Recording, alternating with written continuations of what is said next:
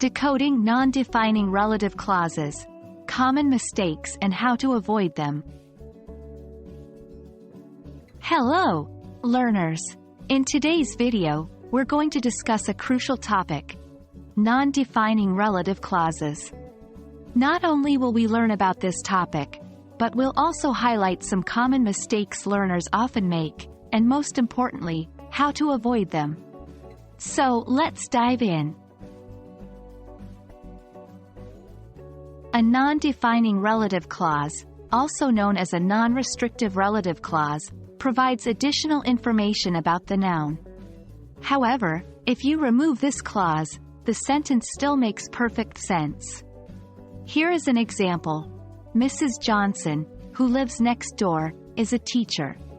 In this sentence, who lives next door is the non-defining relative clause. It gives us extra information about Mrs. Johnson, but isn't essential for understanding who Mrs. Johnson is. Now let's dive into the common mistakes often made with non-defining relative clauses. Mistake 1. Using that instead of which.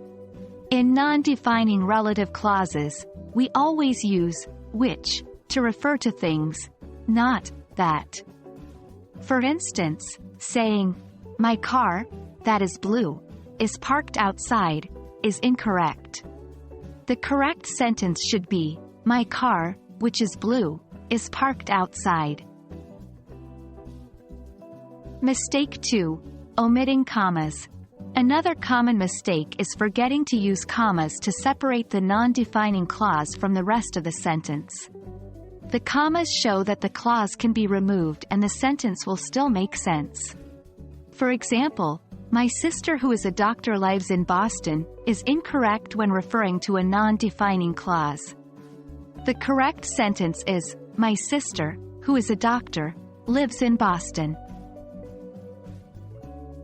Mistake 3. Using wrong pronouns. People often use wrong pronouns in non-defining relative clauses. Remember, we use who for people, which for things, and whose for possession.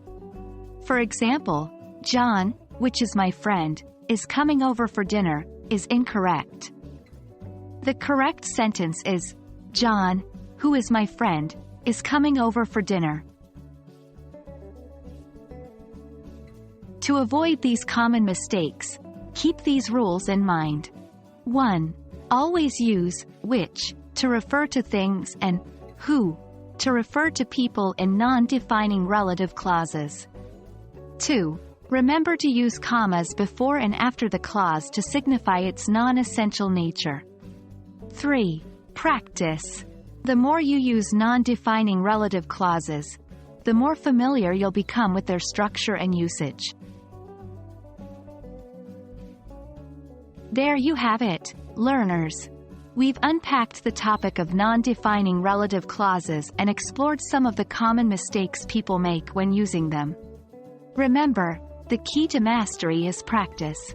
Continue working on your sentences, and soon enough, these common errors will be a thing of the past. Thanks for watching, and keep practicing your English.